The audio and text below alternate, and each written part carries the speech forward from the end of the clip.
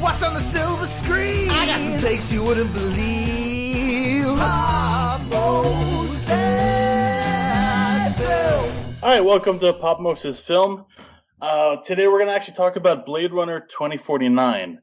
And this is Paul, and I have with me Josiah and Tyler. Go ahead and... What's up? I'm Josiah. I'm not Tyler. This is Tyler. Tyler, what? Oh, man. Let's rewind this one. It was pretty bad. Wait, are you rewinding it for real? Because I don't... Rewinding it? What rewinding though? I love your VHS reference. Let me turn off the vinyl press real quick. 1 second. Yeah. No. I think this is kind of a hot mess. It started off a hot mess. This podcast is brought to you by a steam engine. No, this is all staying, Paul. This is real. Absolutely. This is what. No, really. This is what the Paul fans out there want. They want real Paul, not this polished phoniness. You know what? Life can't be as flashy as Blade Runner 2049, okay? The film that we're talking about today. Not a hot mess the first 5 minutes. That's... Okay, so I'm ready. 1, take 2. Hi, everybody. This is Paul, and I'm doing Blade Runner 2049. This is take fuck. 20 of our intro. Fuck, Take 20. Fuck. Okay, Fuck. take 47. Yeah, go ahead and cut this shit. Fucking A. I really wish we Every time recorded this video. Fucking A. I know. Yeah. Anyway, speaking of Blade Runner 2049, Josiah, Josiah, why don't you tell us all the technical stuff about Blade Runner 2049? This is definitely the actual podcast that we're doing right now. Let's cut. For real. You can make this like a special feature or something like deleted scenes or some shit. What deleted scene? What special feature? I don't fucking know. Don't you have like special features in podcasts? Like I don't even know. Hi everybody, welcome to Popmosis Film. Today we're going to feature a great movie called Blade Runner 2049. I have with me Josiah. Hi everybody, I'm Josiah, and this is cool. This is actually, I realized this would be our first sequel. It's the first time we're doing a sequel, really? right? Yeah, it is. Yeah, this is our first sequel. Oh, yeah, that's true. There you go. I just realized that right now as the words came out of my mouth. That's crazy. Yeah, and this is Tyler. And Tyler. Hi, this is Tyler. Yeah. You've heard me a lot, probably. And if not, then listen to more of our shows. That'd be great. Thank you. And, so we chose, it's Blade Runner 2049. I love Blade Runner. It's an amazing film to me. It's just one of those films that I think formed a lot of my love of film. Like, it's like, has everything that, I don't know, it's just a film that's near and dear to my heart, and I kind of have ownership of it. And so Blade Runner 2049, I had so many expectations going into when I heard when it was announced. And there was a lot of expectations, like, could it live up to the legacy of Blade Runner? Was it going to be a horrible movie? Like, Are they going to pick a good director? So many different expectations. But for me, watching this movie, it's one of those rare films that is a great sequel, and you can in fact argue that it's better than the original, and it completely honors the legacy of Blade Runner in many different ways. So I was wondering what you guys' initial impressions when you heard that this movie was announced. I'm trying to remember where I was when I heard about it. Did they talk about it at Comic-Con? There's a panel in 2017 for it, and they actually had a hologram. It had been though in development long before that. Like, I think that I don't know exactly when, but I know that Ridley Scott, like, he was originally attached to direct at one point too. I did not know instead that. Instead of just produce. And I think it was kind of like his interest in it kind of stemmed from working on the Final Cut, which released in 2009, I think. That Final Cut version came out that kind of rekindled his sort of interest in Blade Runner. And so that's how it spurred on. And I think it was one of those things where the producers that had the rights were going to make it one way or another. And so he kind of decided to be involved in that point, the director. And then he left that film to direct, I think, Alien Covenant. Oh, Alien, really? Yeah, because by the because I think Oh yeah, Prometheus was like 2012. Jesus, I forgot how old so that movie Alien is. Covenant was like 2015. This was 2017. What? There's no way. I'm looking this up. No This way. was 2017. What year was Alien Covenant? But it was Alien right Covenant in that time frame. was 2017, same year. Okay, so there you go. So that makes sense that this would have been the movie he I was like, directed woo. over that. Interesting choices there. But, so... I would say that we arguably got the way better director to direct this film. Yeah, I agree. God, this guy, he is, man, he's directed some phenomenal things. Yeah, like The Arrival, Enemy, Cicero, Sicario. And Cesario. the director, we're not saying his name, Denis Villeneuve. Yeah, and Denis also Villeneuve. with the upcoming Dune series that he's directing. Yeah, Dune, which I'm super excited for. Like, that, it looks amazing from what he's done, and really, really, really fantastic. Like, the book is very dense, and he's splitting it up wisely. You can't, one movie, it clearly doesn't work if you go back to David Lynch's Dune, which I like from a nostalgic point of view, but as a film, it's kind of a big, hot mess. But, yeah. It was unwatchable before, and it's unwatchable now. So... I guess kind of while we're on this track, I'll kind of give you the sort of the specs on this thing from a creative standpoint. So it is written by Hampton Fancher and Michael Green. So Hampton Fancher, of course, wrote the original Blade Runner screenplay, so he's back for this one. Apparently, I read that he wrote... he basically was kind of only involved for maybe not one draft, but he just kind of an early pass at the script when Ridley Scott was probably still on board. I'm not sure the time frame, but he basically wrote his screenplay as sort of a novella. It was like a novella script where so the story, it's based on him, kind of his and Ridley Scott's story. And then Michael Green came in, and Michael Green is actually famous in the Popmosis film world because he was also a writer on Green Lantern. So, of all movies to connect through. Yes. But he started out on Smallville. He wrote before that tons of other television. Yeah. He wrote Logan. He wrote Logan, right? Yeah, I wrote Logan, Call of the Wild more recently, so just kind of another Harrison Ford connection. He was the American Gods TV show, the creator of the TV version of that. Oh, wow. So he's definitely righted some wrongs with Green Lantern in his writing career. It's better to look at Logan, but... just funny that the first thing I noticed that when I looked his credits, oh yes, because the name is so sort of Michael Green. It's just a plain name. It didn't register and jump out of me, especially when the Green Lantern had 6 writers on it or something like that.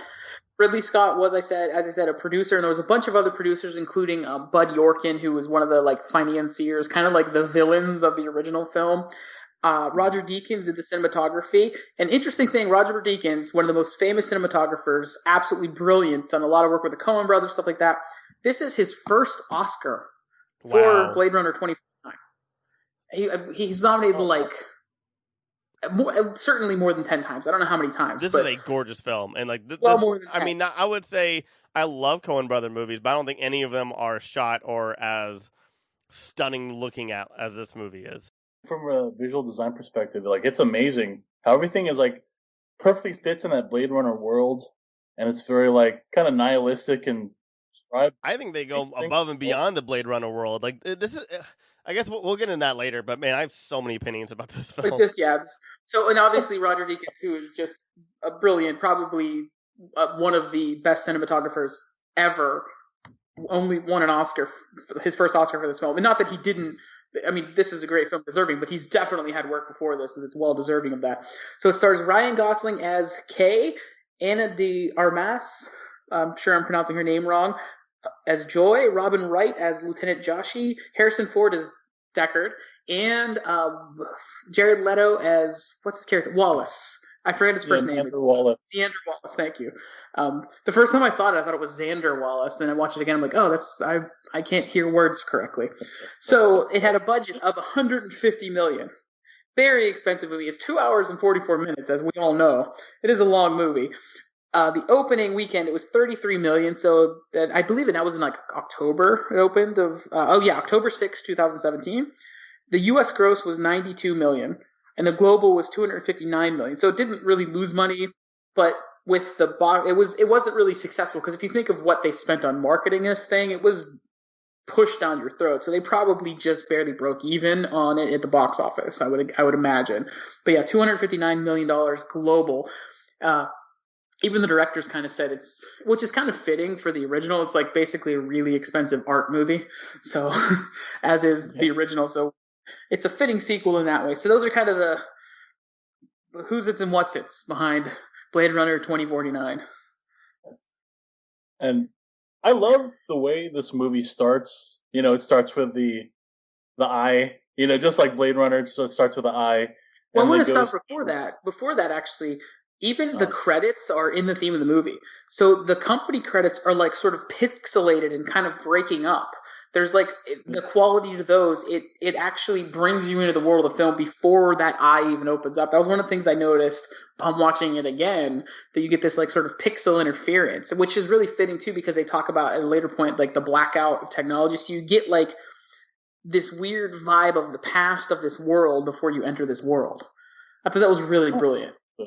Like, and I didn't notice it the first time I saw it. That Yeah. That's funny. So anyway, then go ahead, Paul, with the eye.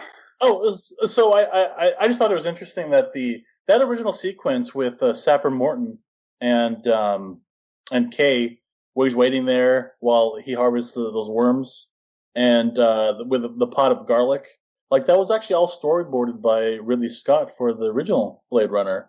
And it's a sequence. It was actually the original opening sequence for the original movie that they decided not to use. They decided to use that interview with Kowalski or Leon and Holden instead. So I just thought it was really interesting, that connection to the original, that they use the same original sequence. And I mean, I love it so much how he just like, you see this kind of very austere environment. He walks in there and he's just like waiting for Sapper Morton, and he tells him like, you never witnessed a miracle.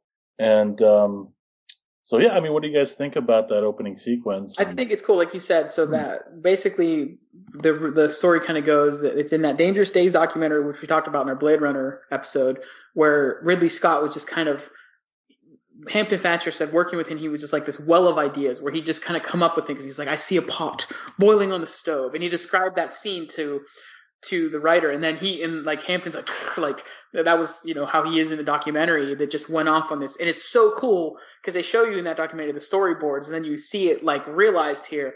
But the really, really cool thing to me was how it absolutely is integral to the story, and the story begins in that moment. If that were the beginning of the other Blade Runner, it would have been a cool way to introduce things, but it wouldn't have really motivated the story. With this is the actual beginning of the functional story. It's so cool to see, bam, this first moment, then the whole fight sequence, they discover the bones. And the fight also mirrors a little bit the final battle with Roy Batty when they're like going through the walls. There's little things there that kind of like bookends the previous movie. So there's like these nice touchstones in that terms, but then you also have the story begins right there. And even though this is a long movie, it's like it starts and it's more of like a direct, it's interesting because this is more of an actual detective story than the original Blade Runner, even though Blade Runner is like that sort of, sci-fi noir. This is like a legit detective story. And that's one thing that I thought was interesting. Like he starts the story starts there. I want to say, and like I talk about this, like I think this is the third or fourth time I watched this movie. I've seen this movie, I think, more than I've actually seen the original Blade Runner, and I at least like fully, because I've seen Blade Runner bits and pieces like so many times,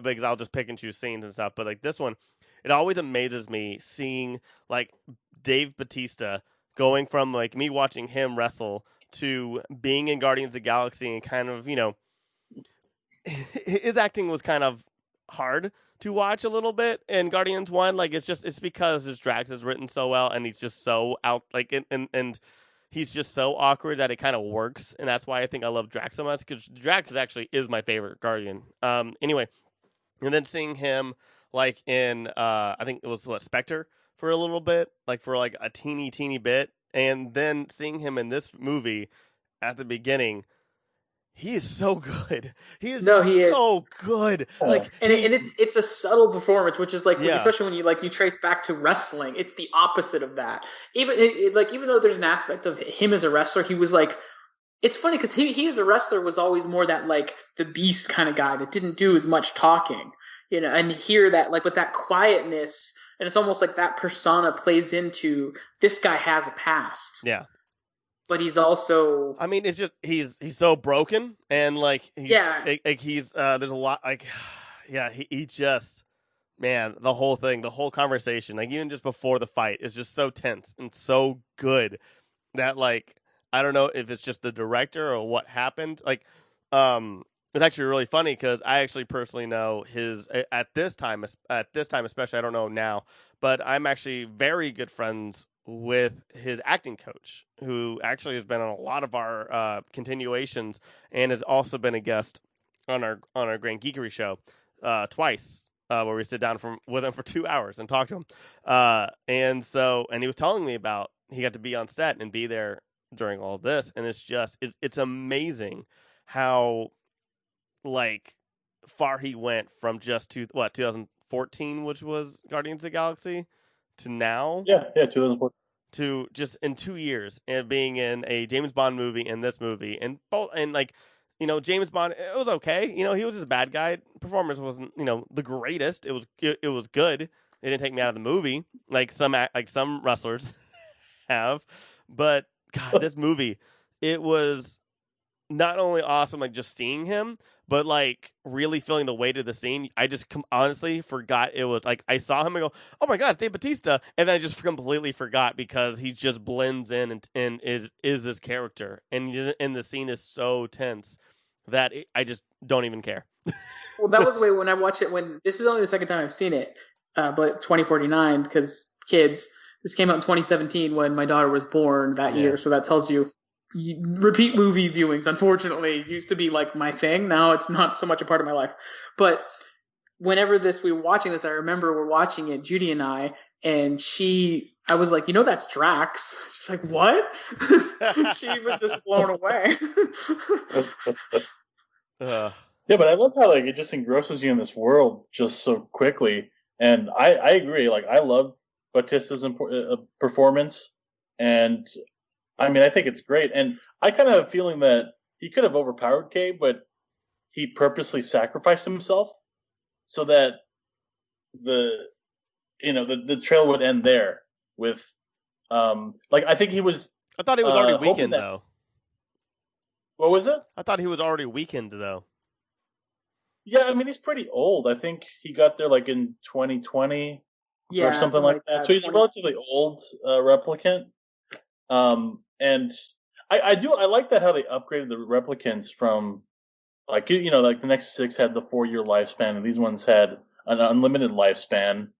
And when they there's in a way there's kind of like a class system between the replicants. Like the 8s run away, and so whatever replicant version Ryan Gosling is, it's sort of that little disclaimer at the beginning, kind of credit, like tells you the replicants were outlawed at that point because of various rebellions. So the Nexus series, and it bankrupted the Tyrell Corporation. So then, and then there was like other issues, and then Wallace came in and he created a new form of replicant that was obedient, which is the Ryan Gosling form. So, and he's therefore hunting down the other old replicants that are not obedient, and basically those Nexus 8s with that open-ended lifespan.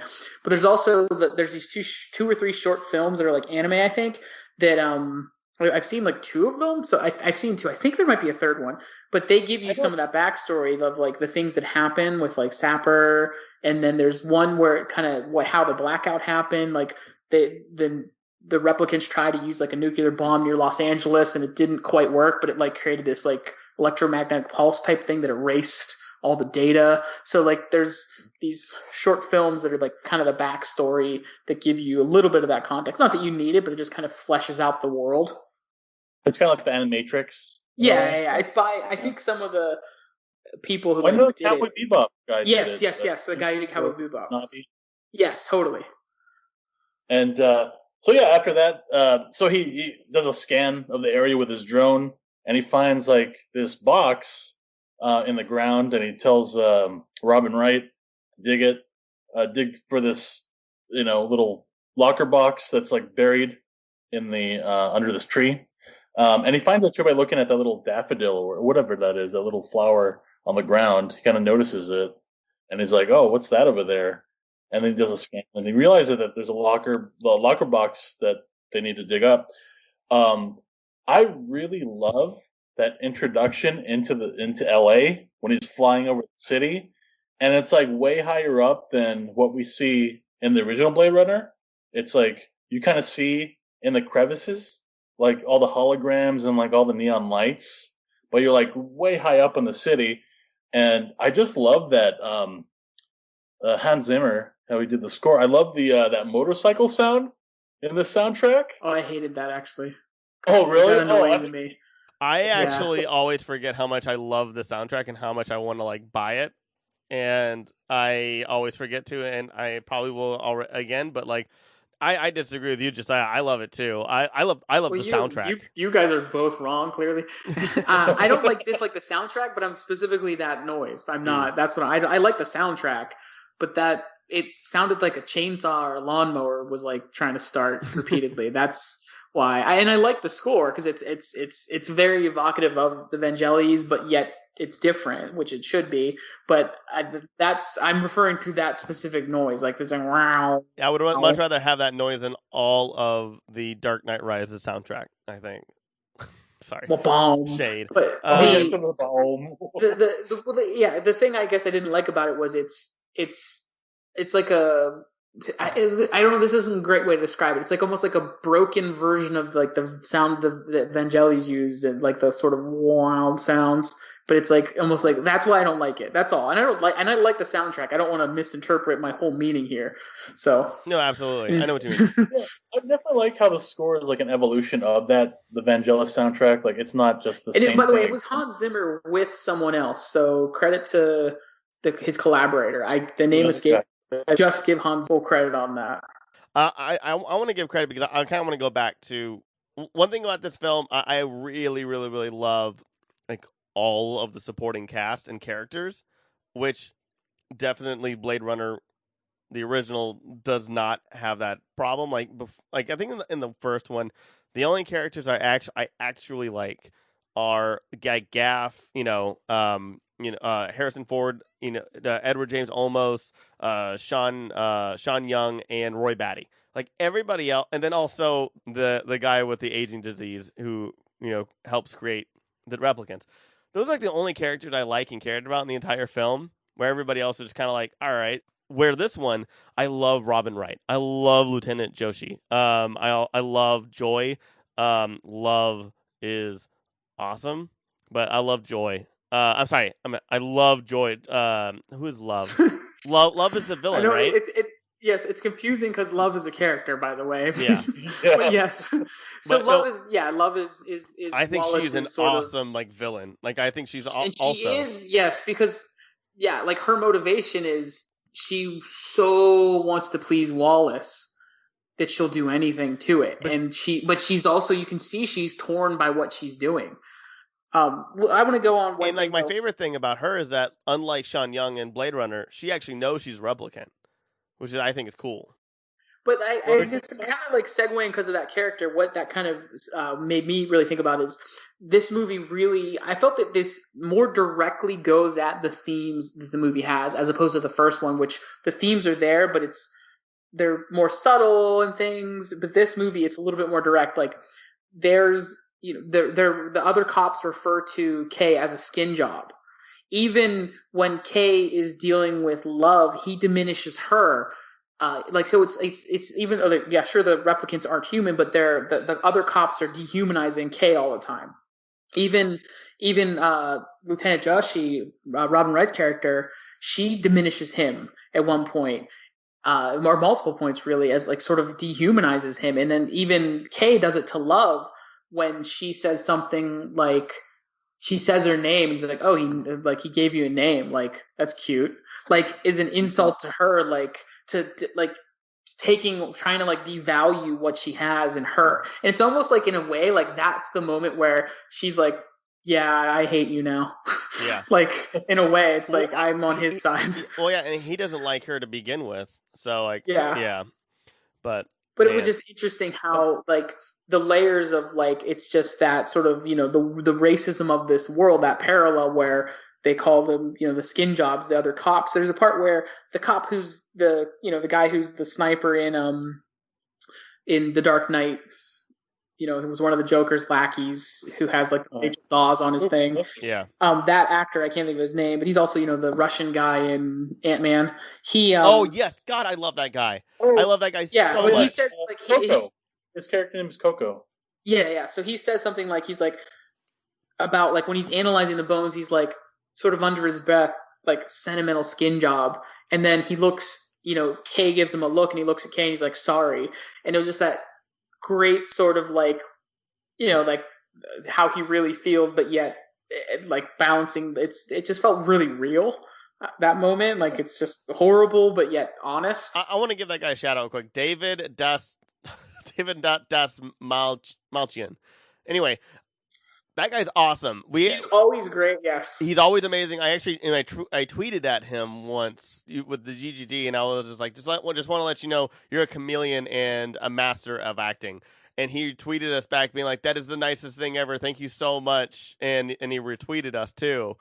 And he goes, "Show these guys love." Yeah, so nice. he tweeted at me, then retweeted us with saying basically, "Hey guys, check out these guys. They're awesome." And I was like, So I want to give a shout out to him. He's amazing. That's really cool. Props to him, and I apologize for not being able to say your last name. I have a last name no one can say too. So Das Malchian. Das Malchian. Das Malchian. I'm just kidding. Actually, so that's interesting what Josiah said about the with the bones and Coco, because that kind of like is the crux of the film, where they discover that the pile of bones that they found in the locker box is actually the bones of Rachel, and that they find out how she died, and that she gave birth to a child, and they were able to find, like Kay was able to find that serial number, so they know that she was a replicant. So he goes over to Robin Wright, and they have this conversation about, Kay says, you know, am I going to have to retire this person that has a soul? Like, this person is... Yeah, he says, his line is, I wrote it down, I never retired something that was born before. And that was what led to, he's like, and she's like, you have a problem with that? And it's like that, you know, that implication that Paul's getting that it has a soul. Yeah, and she says to him, you've been getting fine without one. And then, you know... just another one of those dehumanizing things that... And it's so funny because it's like, I thought it was so brilliant from like, as the writer there, not as the writer there, I wrote that line from the sort of thinking as a writer there, though, because she means it as like a compliment, like to him, I feel, but it's the most horrible, diminishing, insulting thing she can say, where it's like, she means it as like, well, you're an ad, like, it's like that, the racial cliche of like, oh, you're one of the good ones for insert your race here, like that kind of attitude. I thought it was like really a powerful way to have that exchange occur within the reality of this science fiction universe. And I really like the juxtaposition of how the old replicants like Roy Batty, they actually had names, and Kay just has KD3978. Like these new replicants who are supposedly more integrated in society, they just have serial numbers. They just have, instead of full names. So they're, even though they're more part of society, they're more dehumanized. So I think that's a really interesting juxtaposition in the past like 30 years for where replicants are at the time. Yeah. And one thing that's always really striking to me is like he goes back home and he's talking with somebody, and you're like, who's this person? Like, you don't see you just hear a voice. You hear Ana de Armas's voice, and you realize that it's a hologram named Joy, and basically she cooks like this holographic meal, you know, and like you can see that they love each other so much, and I just really enjoyed the interplay between the two of them. And it's interesting that Kay's so lonely that he has to find companionship in another AI, like a hologram. It's weird with that because I don't think it really matters. I don't think it means a lot like it does for humans to be with somebody. I think it's actually almost just as real for him, except for the fact that he can't touch her. But like, I actually think that it's like I think that they're probably, with him being a replicant, they're able to connect in a completely, more of a I guess not robotic, but basically I think they connect in a different way where it literally is only like the physical touch is the only barrier, where everything else they're probably on the same wavelength and like everything, and that's what I would assume at least. My thought was though that might be the understanding of their connection, but the reason that he has her is because he would never be able to have a real woman. Like no human woman would want him, and that's what he wants. He wants a real human person, and he would like being with the replicant wouldn't be the same, or at least in his mind at that point, right? Being with a replicant wouldn't be the same. He kind of part of his evolution for the film is understanding what it really means to be a replicant. Are we alive? Are we human? Kind of thing. And I think that that's what it is, that human connection he seeks, and this is the only way we get it. So but it is therefore completely real for him, and it is for her too. And it's that powerful next level of what it is to be human. This is like what it's like. This is a subplot for Blade Runner 2049 that is better than the movie Her, which is completely about the same thing. I love Her. I love that film so much. I don't dislike it, but I think this is better. I think they did it. Well, I think they're. I mean, let's be real. They're two very different stories. But I'm saying within this is the same theme as a part of this, but the questioning the humanity of something that's most definitely not human. Like, you know what I mean? When you say, well, it's a hologram, of course it's not a person. But she cares for him, like, clearly, like, especially the more you see her throughout the film. Yeah. So, I don't know. I just think, I kind of view it as his loneliness and his desire for companionship is every bit as strong as, like, a human's would be. And so, in my opinion, I thought that relate to humans, so that's my big problem. What was that? I can't relate to humans, so I can't. Oh, okay. I can't even go there. You're like an AI. I have a wife and 2 daughters, but I don't relate to humans. Unfortunately, for them. So I interpret that scene as like the first scene where, even though he is a replicant, he's closer to humans than humans are, because. I mean, there is a sense of compassion and a sense of love that he has for this like AI, and I don't know. It's just like it's so beautiful and sad in a way, and especially like his walk into his apartment, like from the police precinct where everybody's like insulting him, calling him a skin job, on up through. They even on his door they paint like something about skin job. I forget what it is. But some graffiti, and so like it's just like everyone in the world is horrible to him. He wants to be in the human world, but they will just absolutely not accept him. And here's the one person, I'm doing air quotes here, that will accept him. It's not even really a person. That's beautiful. It's sad but powerful and beautiful because of that. And what I thought was interesting, he gets that emitter so that she can walk outside of the apartment without using that, that crazy projector thing that's up on the ceiling. And she's like dancing around, and he's like, oh, where do you want to go? And so they go up on the roof. And what really impresses me is that when she's out there on the roof, she's a hologram. And at first, all the rain goes right through her. And then the AI kind of like recalculates what's going on and like is able to show rain going on her skin, on her like holographic skin. So I like how it's interesting to see that the process of the AI kind of trying to calculate the randomness of the rain and then showing the rain on the skin. And so they have this really intimate moment where they're about to kiss, and then she pauses, and he's like, "Oh, you got a voicemail," like the most mundane thing possible. And it like every time it's like it cracks me up at how dark that is. Like that he's it's like, so sad. Can't even have a moment of intimacy, and not one. He has like can't have a moment of intimacy. Second, his intimacy is like with this like a hologram, and then he's like, I don't know. And then of all things, that moment is spoiled by getting a voicemail, which is like so mundane and ridiculous. So, what do you guys think about that? I mean, Hold on, I'm getting a call. So just pause, guys. no, I mean, I think it was definitely funny, but it also shows again another barrier as to how kind of what Josiah was saying is just how much Kay is not getting what he really wants. That no matter what, there will always be gigantic barriers, such as like even having an entire moment with a human being, person, somebody, a partner. And so, I mean, I don't think it was there for comedy. I think it was there to really just show the fact that he's like, even though she's basically like almost perfect on paper, and that she can adapt.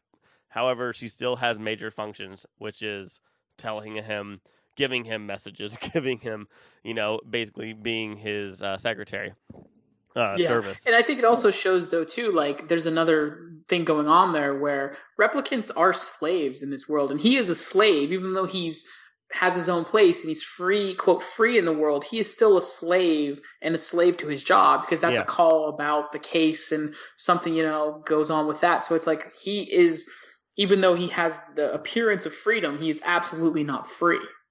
And I think that's an important part of that. I mean, it makes it more powerful by that moment of like potential intimacy, and then, work is calling. It's like that, and that's all he has. Yeah. That is his job, because that's what he exists to do. He was made for that purpose. He was made to do his job. Yeah. It's like there's a part in I think it's in the final cut of Blade Runner where Gaff at the end shouts, it's where he's like, "You've done a man's job, sir, but are you a man?" Like it's like it might be like an outtake or something. I can't remember. It all blurs together at this point. But it's like that literal direct question of his humanity, and that's how it shows it in the film here with Kay. Yeah. So with this film, like we have a protagonist which is 100% a replicant with no question at all whatsoever, trying to get clues and also trying to solve a case as well of a missing daughter of a possible human replicant or two replicants, whatever. I can't even get into that right now. And having somebody like Robin, I think I love Robin Wright's character. I love Lieutenant Joshi. Or Joshi, whatever it is, and her relationship with him, because again, she's a little mean to him, but also she's like has a lot of respect for him. Like she even says, like, I've worked with a lot of you in the past, and then she's like, but she talks about how he's different and how it's been different, which is kind of cool, I think. We talked about last episode in Blade Runner where the cop was there. There's a part where in his narration, he's like, he's the kind of cop who would have, called a black man the N-word 40 years. You know what I mean? Like he says that, like, and she is functionally like that kind of cop in this world where she's like literally like it's the equivalent of saying you're a credit to your race to him. I mean, I'm not saying she doesn't genuinely care about it, but she does a great job of bringing that reality. It shows you putting him in his place before you get, just in case. Exactly. But yet really genuinely caring about him too. Yeah. And then and it's to her credit for being able to bring that together. Yeah. So, but yeah. From there, Kay goes to the Wallace Corporation and he flies over the city and and I thought this was really neat. You see the old Tyrell Corporation building. It's all blacked out. Yeah, it's blacked out because they got bankrupted. What was it, 2019 or 2020? They got Pan Am. They literally got Pan Am. Even though Pan Am exists in that world for some reason. And so he goes to Wallace Corporation. He's trying to find out what's to do with those bones. Or he has a lock of hair. Yeah. He's trying to find out, what's to do with his lock of hair. And Love has a recording that they listen to with it's basically the voice contest between Rachel and Deckard. So Kay recognizes it, like, she liked him. She was toying with him, and then after that, there's a scene with Wallace. I don't know, there's a replicant on flypaper that falls off the flypaper, and I guess what he's trying to do is get a replicant that could actually procreate. like Rachel. The wording there. He's trying to replicate a replicant. Appropriate. That was a whole lot of like whatness. That's a little bit odd. But that's what's happening. Yes. But he's trying to replicate that technology. Wait, he's trying to. Okay, well, let's talk about like the bigger picture possibly, because that's like I want to say like one thing I do like about like Wallace Corp is that it is very similar to Tyrell, but also like have a completely different kind of like outlook. I feel, which is kind of like interesting to me, which is actually makes me actually care more about that company, like as to be like, well, what the hell is happening? Like kind of like what is going on? Where Tyrell is kind of just like, yeah, just do this. These guys are bad, and I do stupid shit, but I want to make money. Well, this one is more of just like it's that crazy kind of like corporation where like, especially when we meet Jared Leto's character, like it has like this whole other like kind of outlook or at least like or look to it in the movie, to where everything is just kind of like, oh, it's innovative, it's new, it's everything. And where you don't know where they're going to go, where they're coming from. Where Tyrell is more of like, oh, we're just making things easier for you. Where the new company is more of just kind of like, we're just going to throw everything left field and you're going to love it.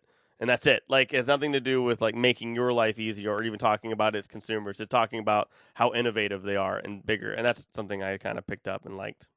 I mean, I think of it this way. I think Tyrell is like Steve Jobs. Like, he's the revolutionary. He's the guy with the great ideas. And Wallace is, because Tyrell's dead, Wallace is kind of like Tim Cook. Like, I think he's somebody that doesn't really have many ideas. He's just kind of doing the same thing over and over again. And so, see, I think Wallace thinks himself as God. Wallace is God. Wallace, he talks about like because of his replicants, which are obedient, his replicants that listen, they've conquered 9 new worlds, and he's trying to get them to procreate. He says he says the sacrifice of millions for the sake of billions, or he says billions for the sake of trillions, like, because he wants to leave this legacy that's he will be bigger than Tyrell's legacy. He will be the biggest. I don't know what sort of corollary there are in the real world, but that's what he wants. He wants to be the one you remember. I'll say he's more like Mark Zuckerberg, except for like way more egotistical and actually has a little bit of charm to him. Yeah, fuck you, Mark Zuckerberg. Has a real personality. Yeah, he actually has a personality and is, I think he's also a lot more human than Mark Zuckerberg. But yeah, sorry. And I find it interesting how he has that those implants where he's blind, but then he has those weird little robots flying around. Yeah, checking every. He has an implant. I love that so it's too. Interesting. He's human, but he's trying to become more like a robot. Basically. Or I think he just wants to see. Yeah, I read Jared Leto like wore opaque contacts so he could not see, because that's the way he does these things. The guy who sends like used condoms as Joker, he wore opaque contacts so he would actually be blind. So. Yeah. But I want to backtrack a little bit, because there's a scene that we haven't talked about that happens before that scene. We can just talk real quickly, touch on it, is when Kay goes and talks to Gaff. So, because that's a big scene. Like, it's a little scene, but it's a big scene. Yeah. Oh yeah, can I say something real quick? I'm so sorry. It's just now that because we had just watched Blade Runner and I didn't realize that was Edward James Olmos. like the entire time of how many times I've seen those scenes and pictures and everything. I now knowing that like who Edward James Olmos was, and seeing this movie again, I gasped and got way more excited.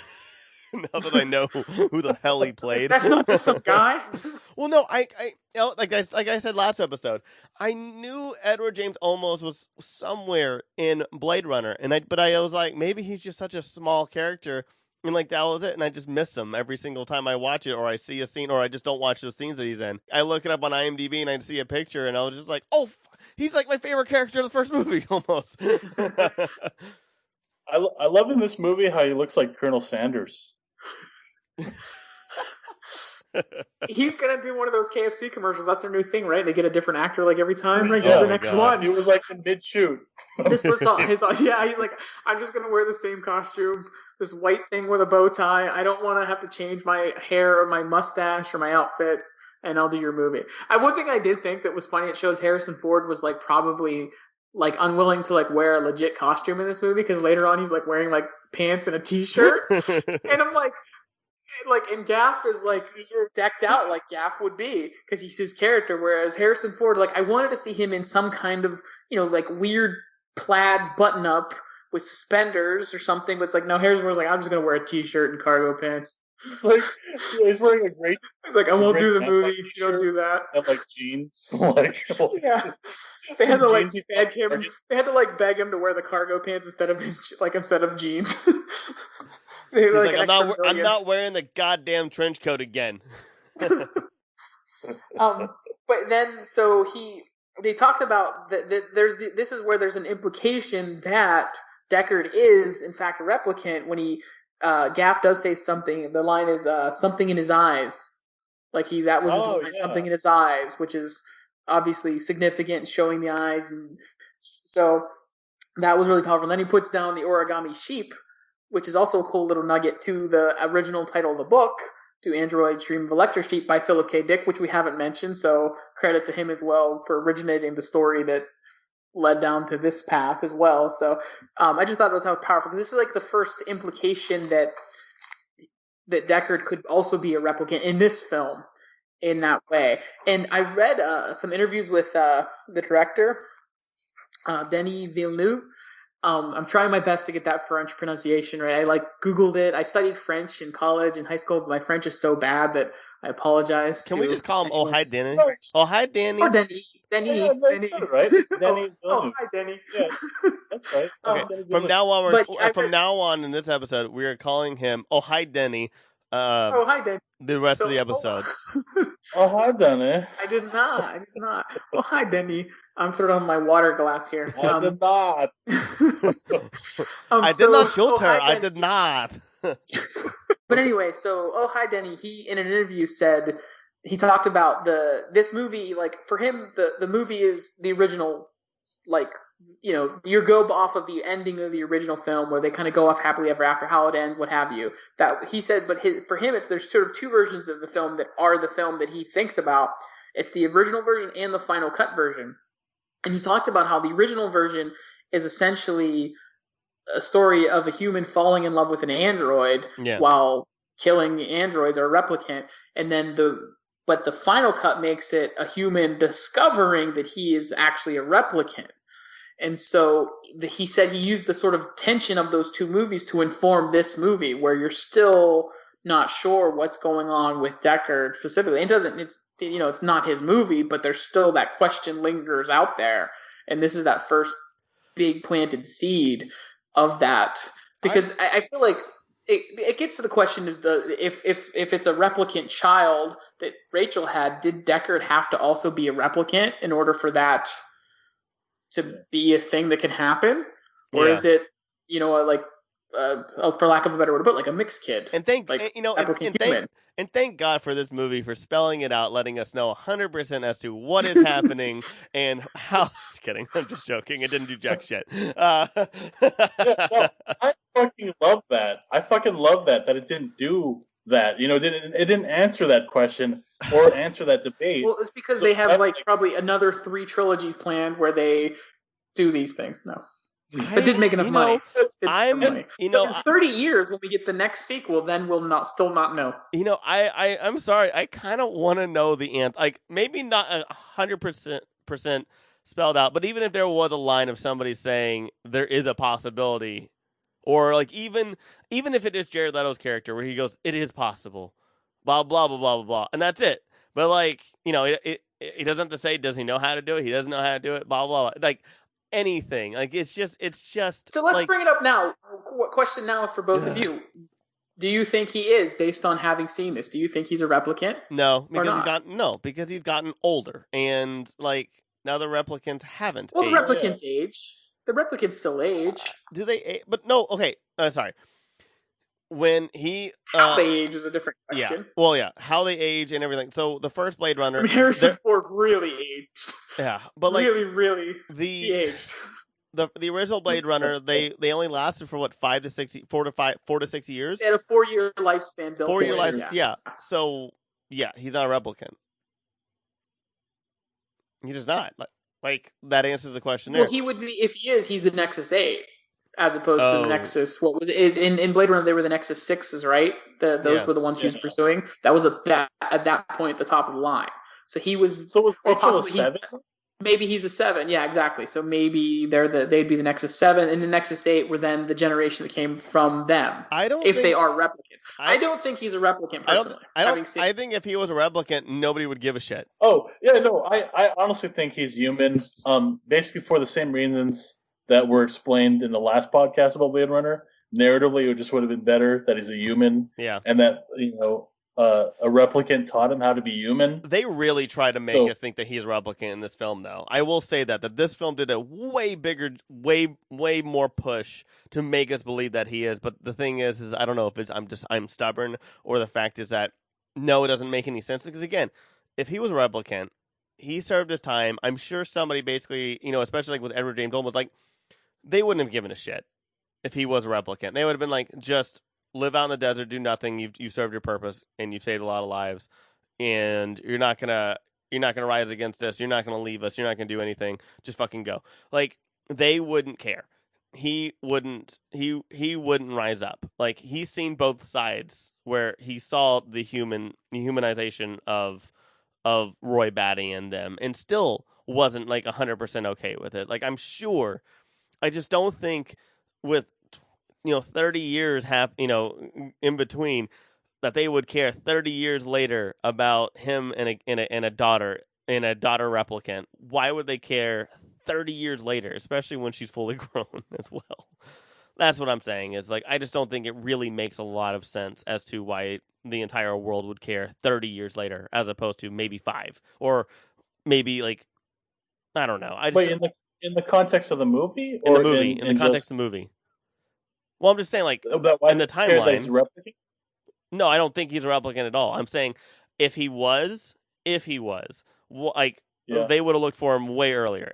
For 30 years of them just not, just leaving him alone, why would they care after 30 years? Is what I'm saying. Does that make sense, Josiah, or am I just... No, I follow what you're saying. I don't know that, but we don't know why they didn't, like, maybe they thought he was dead. We don't know exactly, we don't know what they thought of him. Because part of it is, too, I think, with the implication of the blackout, is that sort of the window for you don't exist anymore kind of scenarios. I think that's a little bit what's going on there. So then they could successfully hide. And that's why they were, at least in part, I think the blackout is why they were successfully able to hide the kid. Because when they put the kid back into circulation in the world, she had no record before that, right? She's a few years old at that point when she goes into that like slave driving orphanage thing, where because of the blackout, there was no record of her previous to that, so they'll take her in. So you know what I mean? So they wouldn't have even necessarily known he's out there, and couldn't have cared to know. I think of it this way. Like when they both went down into that vault, it was obviously like they haven't been there for like a long time, and only Wallace has access to that information. It seems like, and so I just think that after the blackout, nobody really wanted to go back and look for anything or care about anything pre-blackout. And yeah, I just think it's that like Deckard was kind of lost in time because of the blackout, and so in a way, whatever I didn't actually see the short, and I probably should watch it. But yeah, I haven't seen any of the shorts either. I didn't even know that the animes were already out. I thought it was just announced. Man, I'm behind. Or maybe I'm thinking about a different movie. Like my interpretation is that I thought they came out like in 2017. Yeah, maybe I'm thinking about a different. Yeah. I know another like thing that's having like an anime series coming out, and I can't remember. Yeah. So my interpretation is that information pre-blackout is a privilege that only like a mega billionaire like Wallace would have access to it, and everybody else is kind of left in the dark. They just don't have access to that information. And so I think Wallace is able to control that information and disseminate it in any way he wants to. And so, yeah, I mean, I just think it's that nobody. But even that, like even though he's the one who controls it, he controls the pieces that are still there. That's the thing. So things are incomplete and things are missing. So even though he has as much as you can have, it's still not all there. Yeah. It's not a complete picture. And that's part of why he can't figure out how Tyrell did it, because he doesn't have everything. That's why it was important, though. He needed the physical bones. That's another step. Yeah. And I love how he refers to them as angels. I think that was I think that's another line along that God complex thing that I was mentioning too. Oh, okay. Yeah, because he thinks he's God and they're his angels. God and they are angels. They're the ones that he created. Angels. Yeah, his first creations, whatever. And they're angels because, like, they in the biblical context, angels are above us as humans, and therefore his replicants in his world, they are better than people. So then that leads him to San Diego, where San Diego is like a big trash heap. One thing that's kind of interesting to me is like those garbage trucks are actually in the movie Soldier. They have I told you last time. I said that's parallel universe, right? Yeah, you called it. It's all these, like, I don't know, these hobos or something. They like shoot at him, and they shoot like a harpoon with a kite, and it gets electrocuted. A harpoon with a hobo. I mean, a hobo with a harpoon. Yeah, hobo harpoon. Which is funny because Rutger Hauer played Hobo with a Shotgun, so there you go. There's a connection right there. All the same universe. It's all one huge universe of Soldier, Blade Runner, and Hobo with a Shotgun. What I really like about this scene, you see Love like getting her nails done while she's ordering a missile strike on these people, and she's like doing it very clinically. Like she's just like, oh, fire missile here, fire missile there, and blows these people up to where they're like pretty much paste. Yeah. It's like so dispassionate. While she's getting her nails done, and she kind of just doesn't give a shit. Yeah, and she's like, do your job. Yeah. So I mean, what do you think about that? What do you think about? I mean, Love? It's kind of like what we were saying about her and Wallace from before, where it's just he has a god complex and she sees him as that god. So everything is disinteresting to her as long as he's happy. So she doesn't really care. All she wants to do is do what his bidding is. If he wants something dead, she's going to kill it, and it's not going to bother her. It's just something where she's not going to go out of her way from stopping from doing something when she can easily kill people that she's been ordered to kill. Yeah, I agree. I think that's it. That's and she executes that character beautifully. Like that's it. She just lives to serve him. And like the only thing that would bother her is it's like throughout the movie she gets frustrated because when she's failing him. It's nothing. Like, I don't even think she cares about her whatsoever. I think it's only about his approval, and that's the thing about I think about Love is that she just doesn't. She is a replicant who just doesn't care, who doesn't have any identity, he doesn't have anything. She serves. And that's what she wants. That's the thing is that she has a want, and that's what makes her different from like Sean Young's character, where she is trying to be real because she thinks she's real, and and then of course she finds out she's not, and she's still hopeful and trying to fight it and battle it off. Where it's the opposite of Love, where Love is basically just like, well, I'm a replicant and he's God, so I'm going to turn all emotion and everything off. Where Sean Young's like, no, I have to be. Like, I don't want to be, I got to be as human as possible and continue this on and kind of doubting, or not even doubting, but like essentially lying to herself as well. And that's why I think it's like a whole different dynamic between like Sean Young's character to Tyrell to Love and Wallace. So I was just going to say, I really like that because I didn't really think of the connection for those two characters, but they really are the parallel characters in that way, how it's their connection to the creator. Yeah. Where it's the Wallace who wants you to know I am God, and Tyrell who is like, and for religious parallels, almost like the devil, where he manipulates. He's like a trickster god. Yeah. Where he's like, look at what I can do. She doesn't even know what she is. Yeah. Like that. Exactly. Yeah. Well, yeah. It's a different. That's so brilliant. Yeah, I like that. Yeah, the God and devil thing. I really like that. Which makes sense why like Wallace would be so motivated.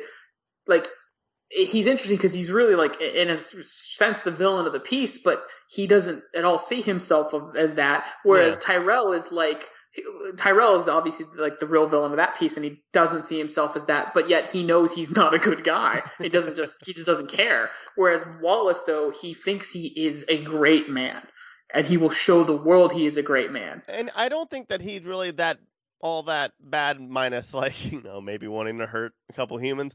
But like, I think he's messed up. I think that I assume that there are so many other billion trillionaires out there who have the exact same mindset as him.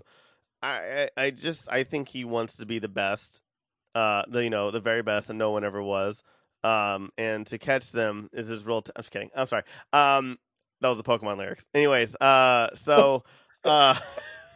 no, but I definitely think Tyrell is way worse.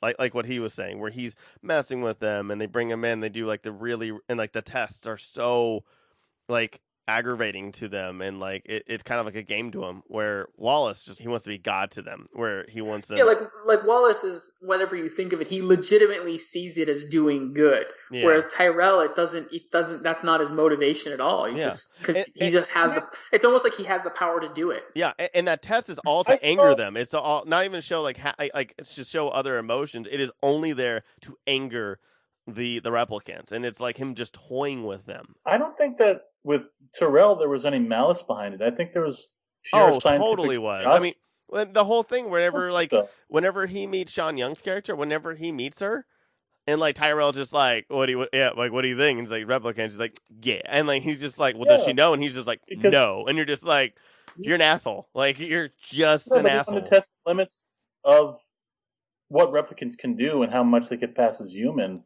And so, like, I read that scene as kind of like a scientist finding out data, like looking at the data and seeing if he was successful in his experiment. But I think Tyrell wanted them to be more slaves. I think he wanted them to be. I don't think so. I mean, that was the whole point of it. That's why he said he didn't want them to go. I mean, I don't know. How do you feel, Josiah? I feel like Wallace wanted to be their god, but he also saw what they could be, but maybe not have so much freedom. But I don't think he wanted them to be like what was happening with Tyrell's models. I think with Tyrell. I feel like I'm sort of somewhere in between where the two of you are, but because I see him as like, I understand what Paul's saying, the scientist, but I see him so much as that like I said, Wallace is the God figure, and I see like, yeah, but like, the as God.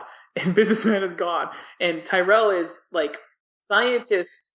Yeah, Tyrell is businessman as like.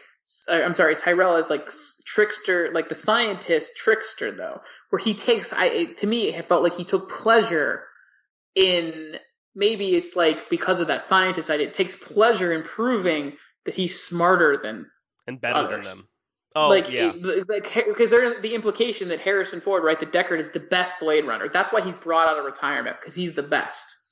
And when he tests her, it takes him that long to figure it out, when normally he could figure it out in a minute or two, whatever it is.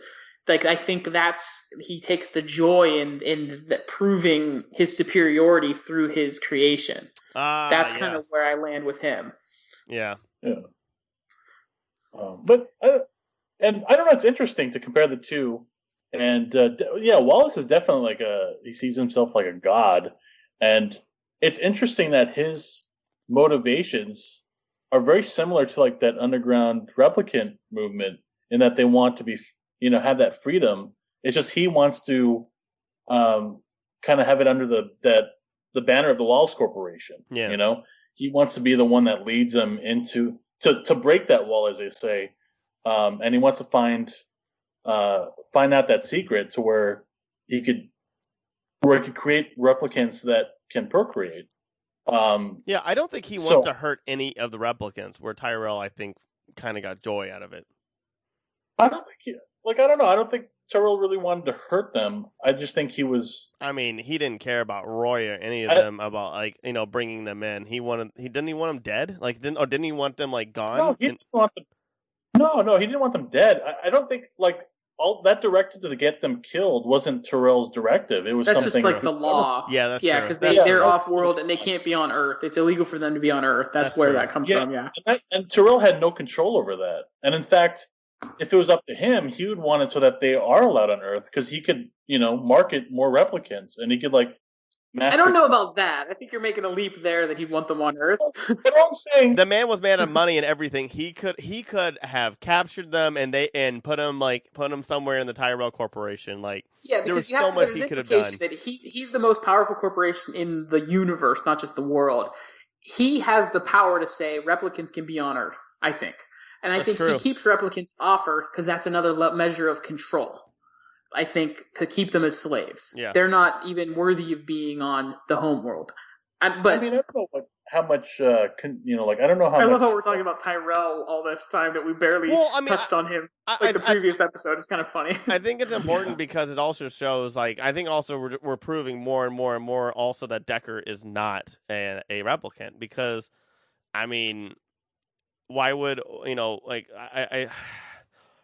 I think we're showing off about why Jared. I like Wallace a lot, actually. I think Jared Leto's performance is actually absolutely stunning. I think he did a great job. I think it's a very, very great character, and I love that Tyrell, who is honestly a big deal. People, Tyrell Corporation and everything like that. Blade Runner is just it's a staple for most people who love film, and so that character, I like talking about why Tyrell is doing one thing and then why Wallace, wants to basically consume and basically kind of what is, it's not unity. It's where you make all technology into one, where you I do this gigantic update. It's the ending of Her. It's essentially where it's we're all going to be the same AI. It's what is it called? Yeah, I guess that's it. Maybe I was just trying to. But I think it does show, though, the importance of Tyrell for Wallace's motivations, for sure. Regardless of what we think of Tyrell or what the assessment of Tyrell, it does show you a lot of Wallace's motivation is because of what Tyrell did, no matter what. Yeah, definitely, for sure. Basically, we go to the orphanage with all those kids, and they're you're working on. That's right. We're at the orphanage scene. Or whatever. We're talking about Tyrell for 20 minutes, and we're at the orphanage scene.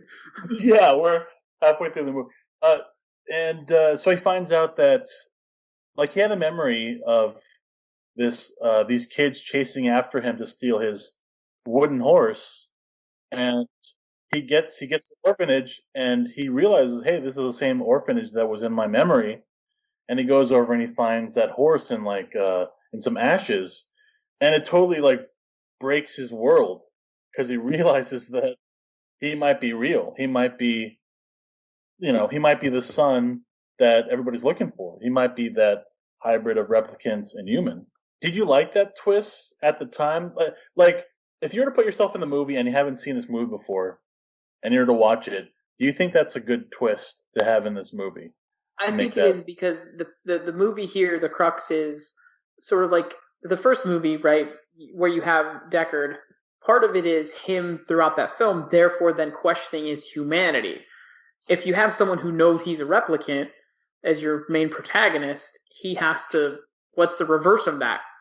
He's questioning oh my God, my humanity, that's what Deckard is doing, questioning his humanity. Therefore, the replicant who knows he's a replicant would question, am I human? And it also is really cool because it integrates it into the plot of the film as opposed to just him bouncing off of what's happening and reflecting in it. It's literally he's becoming involved in the story. And I think what the idea there is, that's part of the big picture of what they were planning all along for these 30 years. This was all meant to happen at a certain time when this all came to fruition in a certain way. So it was the long play that they all going back to that, farm with Drax, with Dave Bautista there, with what's his name, Sapper Morton. That was the long play they were going for. So I thought it was really cool. One thing I wanted to mention, it's funny, the San Diego, it's the first scene where you get a long sequence of Ryan Gosling walking through an area.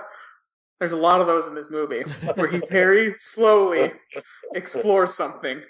I will say slowly. this. I care more about the city and the life of this movie than I did the first one. Because the first one was just, it's so ugly and it's so cramped that it's kind of hard for me to even like want to look around and see how it is, like on the streets. I mean, like not like in the in the flying shots and stuff like that, but like on the streets. Like it is not really fun to watch the original Blade Runner movie as much as it is this one, because it's open. You see so many other supporting characters and you get to see how they all look. Where in the original one, it's like literally like all like Chinese restaurants or Asian restaurants. Like it's all it is. It's like Asian food and like vendors and Deckard and like maybe a couple people, and then like, even in the mall is like completely empty except for like a couple people, and like it's not that interesting, and it still looks cramped. Like that, like when they're going through all the glass and he's chasing the replicant, it's just so small. Where this one, everything is vast and bigger, and you get to see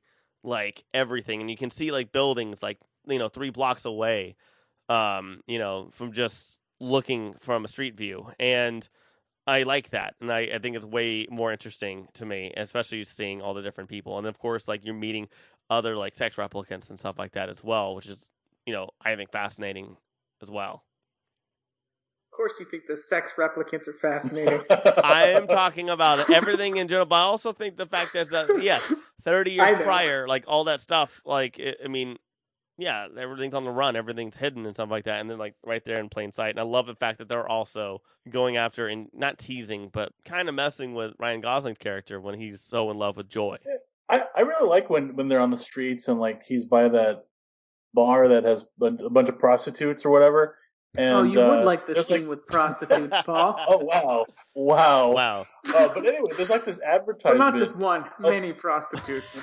Yeah, a whole bunch of them. My favorite part of the movie is when there was like the most prostitutes on the screen. Yeah, well, I like. There's like an advertisement. This movie had so many it's the revolutionary use of sex work is worth prostitutes. So many prostitutes used.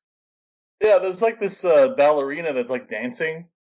And it's like kind of a beautiful thing to see this hologram ballerina dancing, but it's also very like obtrusive and annoying. Yeah. Like through this. And I like that both like how something beautiful is there, but also something that's really kind of obnoxious. And then there's like this dancing girl with like promoting soda or whatever. So I just like the evolution of that technology of their advertisements. Instead of like the billboards flashing on the side of the building, it's like advertisements that are like kind of forced down your throat, as you're walking down the street. Yeah, it's like an ad that literally follows you down the street, and it's 50 feet tall. Yeah, in every way, it's like very obnoxious. I want to say as well that, like, again, I want to talk about Joy again, and especially the actress, Ana de Armas. She is phenomenal, and like she was great. Like, I mean, she's been in Knives Out. She's gonna be in the upcoming James Bond film, and like it looks epic as hell. Like. She's awesome, and I want to give her so much credit. And I think she's actually my favorite like part of the film. Actually, is going to be Joy. I really, really just I love the concept of Joy. One thing I want to talk about is holy shit, this movie. But again, it's kind of like real quick that we just before you go on, because it's jumping on Joy, staying on Joy rather. She's it's kind of like in the first movie where the most human character is a replicant. Roy, and he learns to be the most human, whereas she is clearly in this, like, she's the most human. Yeah. She cares for Kay. More like you see, like, she is the least human in this film, and she is the most human, the most caring, the most compassionate throughout the film. I thought it was a really powerful thing. And there's a couple of YouTube videos where they break it down and they talk about it, but oh my god.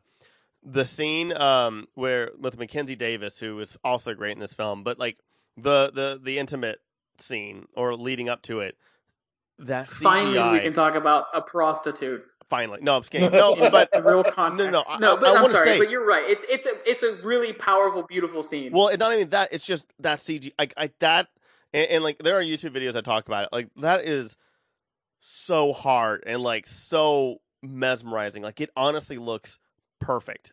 Just everything with like with her going back and forth, like, you know, and when she walks up to him and you see remnants of Mackenzie Davis, but not really at all. And like, and it just, she'll say something or move and like, it's just morphing. The CGI is so good. It's my and it's understanding that flawless. they shot it through with both actresses. So essentially they would replicate the movements and then like, so it's what's really cool because I love when any kind of effect is still based on performance. And it's two really good actresses, great actresses, that then with really brilliant artists on the back end bringing that together. That's when it's really, it means more. It's more powerful. It's like, you know, when you go back to like Gollum, like why that is something that stands out as a character, not just an effect, because you have performance melded with artistry. And they do it multiple times. Like when he's looking at the beginning, when he's looking at something and her face is kind of like right in front of his as well. I'm trying to remember what he was looking at something. Was it but he was like looking into a machine and then she was also looking into it, but her face was like right in front of his.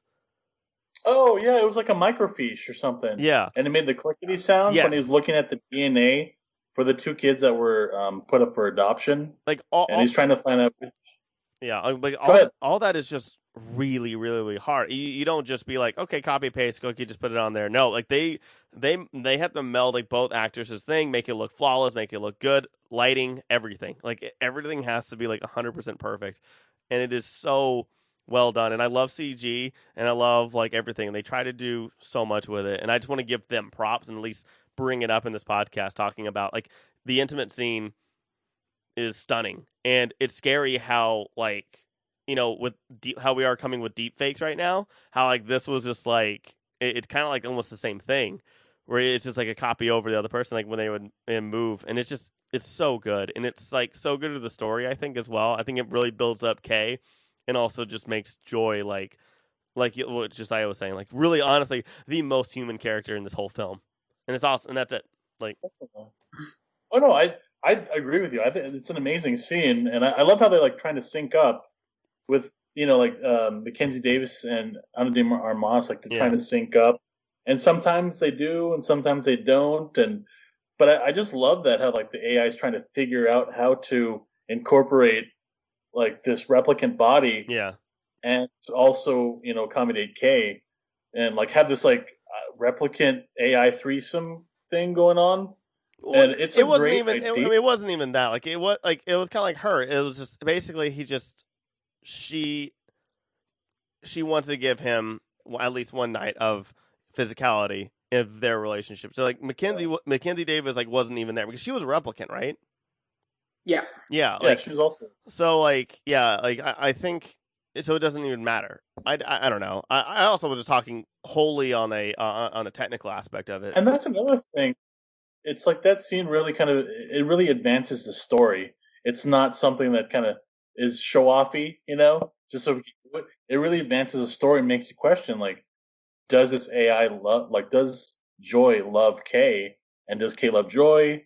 And it creates all these interesting questions about how much humanity that he has. See, I actually took the entire scene as to that, like for me, like why it's important is because it really finally shows like the breaking point of both Joy and Kay that humans have on them. Basically, like this whole time, Kay just wants to do a job, and he knows he's a replicant and nothing matters, and he's in love with Joy. And Joy is like, I'm an AI, nothing really matters, you know, because I'm in love with Kay and I can't do anything about it.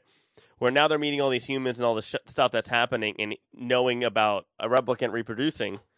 And like his whole world is basically, it's like both of their worlds just kind of shattered, and they basically hit a breaking point where they both needed to do something. And that essentially, to me, why this is an important scene, because it's finally Joy and Kay being like, listen, I want to be more human. Like them both, or at least Joy especially, basically being like, I want to be more human, and this is a way that I know how to do it, or that I can. Well, I want to be more human, so you can be more human. Yeah, as well. That's. So where becomes. I think along with that, I think they realized that they're deserving of love. Yeah, and I think that's something that.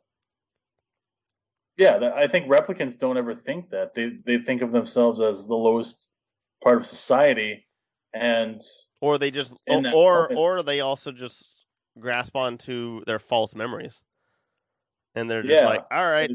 And but, if they know that they're false memories, then they're just like, all right, I have false memories, I had no idea, so fuck everything.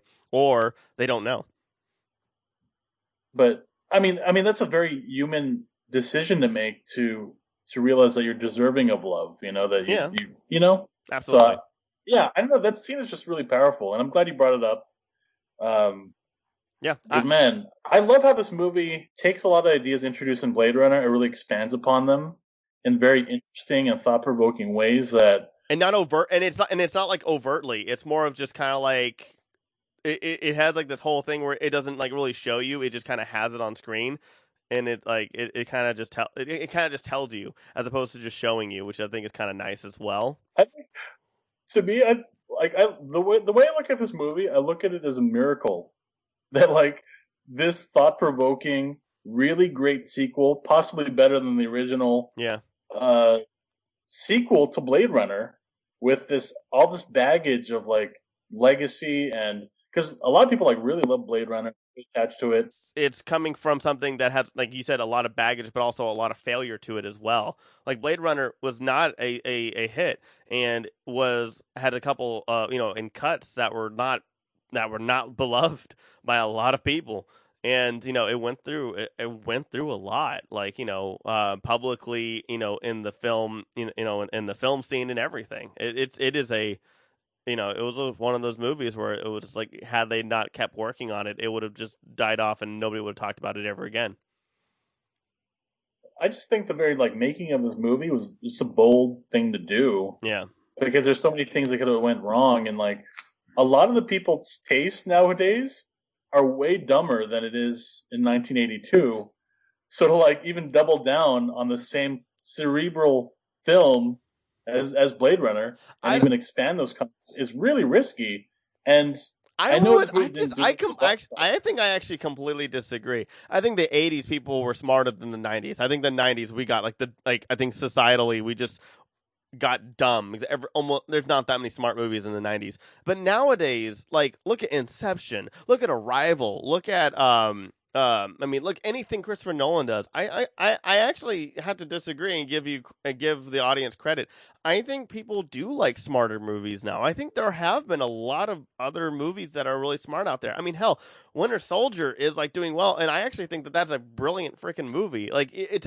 Sometimes it takes me a couple watches to actually really understand the political, the thrillerness of it. But the Knives Out did really, really well, and people love it. Casual moviegoers were talking about how amazing Knives Out was. I didn't think that a murder mystery movie anybody would care about. Wes Anderson movies are now mainstream. That I don't know. I really loved Knives Out. I thought it was a great film. I mean, we're talking, and you're saying that, but the movie we're talking about, which is very intelligent, didn't do well at the box office. So yeah, no, that's also to be considered. But I also think that a lot of people as well, because let's be honest, Blade Runner is not very widespreadly loved. The original one, it's not. It's really big for people who love film like us. Nobody cares about it outside of us. Even if they make a Blu-ray collection, literally the three of us. Yeah, only us. If you're listening to this, you turn this off right now. No, I'm just kidding. No, but that's what I'm saying though is that of course this movie wasn't going to do that great, and there's no way in hell that you could convince me that they were expecting this to make $1 billion or a lot of money. I think they wanted it to make its money back. They thought it would make money. They wouldn't have made it if they didn't think it would make money. Yeah, I still think they thought it would make money because Blade Runner, it grew.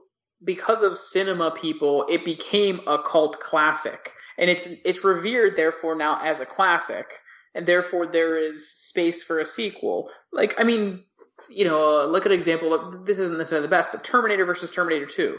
The first Terminator didn't do well. It kind of became popular on VHS, and then Terminator 2 was this huge blow-up movie.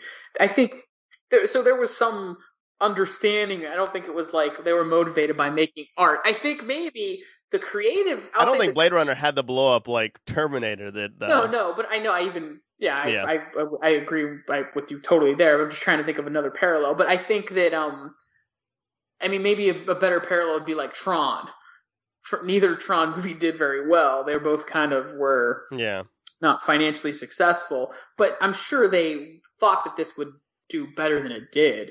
I think even Ridley Scott said that he felt it could have been shorter. Like that was one of the kind of the issues that maybe it was even ran a little long. I mean, I would have probably cut out maybe 8 minutes of it, but not too much. So because I think the pacing is so important. I think you could get it closer to the 2.5 hours for sure without losing much. I'm sure it's tricky, but there's, like I said, there's enough long sequences, and they're great. They create atmosphere for sure, where Kay is just walking through Vegas, walking through San Diego junkyard. Like, there's moments that you could have trimmed. Not that saves the movie, but that might be at least a little bit of a factor. Because, I mean, you can never say for sure it's one thing. I think it's just a hard movie. But it's not as good as it is. It's not like the same with the original Blade Runner. It's a movie that challenges you, whatever you think of audience as smart or stupid or in between. This is definitely a movie that challenges you beyond even some of those other movies that we've mentioned. It goes okay. So and that's the thing. So I want to point two things out real quick. I'm so sorry before this. I think it definitely didn't do as well because one thing, it's a rated R movie. Rated R movies still don't make a lot of money. So like that's the other thing. If they, that's the other thing why I don't think that I think they wanted this to do well. I don't think they wanted it to make a lot of money. I just don't. Because, A, you wouldn't be doing a sci-fi sequel for a movie 30 years prior and make a sequel rated R and expect a shit ton of money. I still don't. I mean, I would love to ask and look into it. Here's where the money, you trace the money when the Final Cut Blu-ray came out. That probably sold a ton. And then they saw those sales numbers. The studios said, okay, it was Sony that produced this and Warner Brothers, I think, or something. Whatever studios were like, those are the ones that are like, oh, there's money to be made here. I think that's really what it was. And you trace it back to those Blu-ray sales for that Final Cut. It's like, oh, people do care about this weird, expensive art film. Let's make another one. It'll make a ton of money. Like, and I think a lot of films don't really resonate with people and last long in the collective memory for 30 odd years. And so the fact that decades later we were still talking about it, but, we realized but again, we're all film people though. I don't think my dad has said anything about Blade Runner probably in about 15 years. He probably hasn't even thought about it. Would you say your dad? Yeah. Your dad? I mean, that's just one person. I mean, I've literally introduced this movie to people and they love it. No. And these are casual. What I'm saying is but we're all three of us are really big in the film news, film everything. Like me, we go to Comic-Con, especially sci-fi. Like that's what I'm saying. The three of us, we are pretty much the demographic for both of these films. Like we are the straight up demographic. We all three of us like sci-fi. We all like filmmaking, a noir, or something that has to do futuristic and desolation, and we are the target audience for these both of these films, and that's why it resonates with us. But I mean, I remember working at Disneyland and other jobs when they were talking about this movie, and just be like, dude, yeah, I can't believe they're making a sequel to Blade Runner, and nobody in the room knowing what the hell I'm talking about from all walks of life. And Paul, you worked at Disneyland, and everybody old and young works there. Nobody knew what that movie was except for Eric and people who were on this network. In my department, we had 700 people. I would say out of the 700 people, maybe 50 people knew what Blade Runner was. I mean, Blade Runner is very niche, definitely. Yeah. But I actually honestly, making this movie was a big gamble, and they obviously did it, and because they thought they would profit in some way. Yeah. But I think there was the Denis Villeneuve. He's just such a great director. They just believe that he had. I mean, he wasn't really, but he wasn't established at this time though. I'm sorry. He'd done when he got this. He'd done Sicario and Arrival was 2015. So was Arrival that? He's probably. Yeah, he's had some movies under his belt he directed a French stuff. Yeah. Okay. The stuff in French. So he was experienced at least. So I think with me, because I remember around this time we had what was it, the oh my god, Total Recall remake that completely failed at the box office.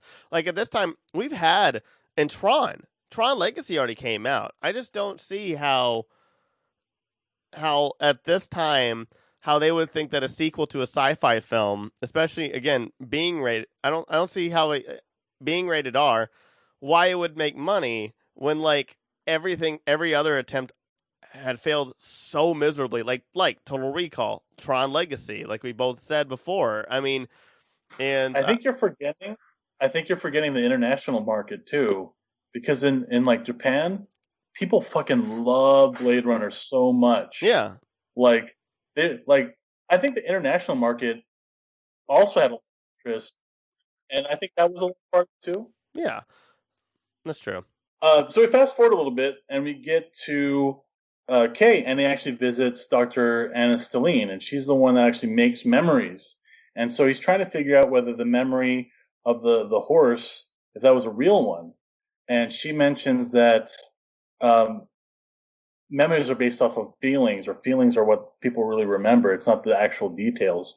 And that's how she's able to make the memories, is that she understands the feeling. And so she goes on this, she's like in this little bubble. She has like an autoimmune disorder, so she can't touch. And it's called Galatian syndrome in the film. Galatian syndrome. There you go. They don't really explain the specifics though, but Galatian syndrome. And so she looks through this like periscope kind of thing, and Kay recalls memory of the horse. You see her, and you see how she gets affected by it. She starts crying, and you see that it's a very subtle thing. That recognition that she sees that's her memory. You don't really catch it in the first viewing, but if you watch it again, it's a very subtle like acknowledgement in her eyes that this is her memory. And then Kay and she says, "Oh yeah, this memory is real," and it completely like upends Kay's just world, because he realized that he's real. He's a real person, and that this is his real memories, and he just flips out. And I think that scene right there is like so brilliant. So it's like so sad and so just like devastating. Just see him just like flip out. This like through the whole movie, he's very like reserved and like almost stoic. And at that moment, he just literally like his whole world breaks. And so I just thought that was a really great acting moment from Ryan Gosling. It's So also from there, we spent a lot of time talking about the love scene that comes after this, basically, because that scene actually happens after this, we've already talked about, between Kay and Joy. Oh wow! And it actually, it's funny that it's like essentially part of his becoming human is feeling anger, feeling that rage. Like, you know, whether or not he really is human, he is becoming human because he's experiencing those various feelings and going through that process. And it's interesting, like, to then think of then how the next sequence between him and Joy actually plays out, and how much more beautiful it is, because, you know, coming off of that rage, this then a moment of intimacy. And I love how Joy consoles him and tells him, like, I always knew you were special, and this just proves it, that, you know, you're one of a kind. You're the one, you know, you're the son of a replicant and a human, quote unquote human. So then that leads to Las Vegas. They're doing a scan. Can I go back real quick? There's a moment that I loved, that when he goes and gets the horse analyzed by the guy who's played the Somali hijacker in Captain Phillips, the actor, I forget his name, but he's like, he's so good in that little moment. He's like, so good. You know, he keeps starting. He's like, I can get you a real horse. You want a real horse? Like, I love that so much. It was so funny. So I just wanted to like touch on that. I love that actor. Barkad Abdi. Yeah, and he's great in he is so just good. A small bit in this. Yeah. He's a great actor. I would love to see him in more things. Isn't it that he finds out there's radiation on the wooden horse, and so that leads him to Las Vegas? Yeah. It's just like some kind of tritium or something like that. So then we cut to Vegas, and it's like this. I guess there was a dirty bomb or something, some kind of like nuclear explosion, and the whole environment is just like red and orange. And that's what caused the blackout, by the way, also. So why it's irradiated. Oh, in Vegas. That was caused. Oh, okay. Interesting. And he's like scanning the area, and then finds bees. I always never understood why Deckard had bees. What? Why were there bees? Do you know? I think because they bring life because of the pollination, probably. Oh, you think so? I think so. I thought it was just like he's like a honey enthusiast or something. I didn't understand. What? Yeah, Why he had a that's right. bees. He's living in a desolate area and he loves honey. I don't know. He's an old man. Not even so I just he thought- loves honey. He's a honey enthusiast. Like He has a that's honey- No, I think it has to do with pollination and that they bring life, in that they're very essential for life. So I love that scene. How I know it's really slow, but I love that scene how he's like walking through the hotel in a very slow manner. It's like very slow and methodical, and then he plays the piano and he says, Deckard comes out and he's like, "Got any cheese or something?" I know it's a reference to Treasure Island, and then Kay responds back. I always thought, and this is just my opinion, I always thought that revealing Deckard in the marketing materials was a bad idea. Because I think it reduces the impact of him showing up in the movie, like 2 hours into the movie. What do you guys think? 1:45, so Yeah. just short of 2 hours. I think it's, I'm so glad that Deckard is not the main character of this film. I'm not gonna lie. I don't think I can really watch a full length, movie centered around Harrison Ford anymore. I think he is a great supporting character actor now. From Evident of after Indiana Jones, I just can't do it. And I know that new dog movie just came out. I am not going to see that movie. I love Harrison Ford.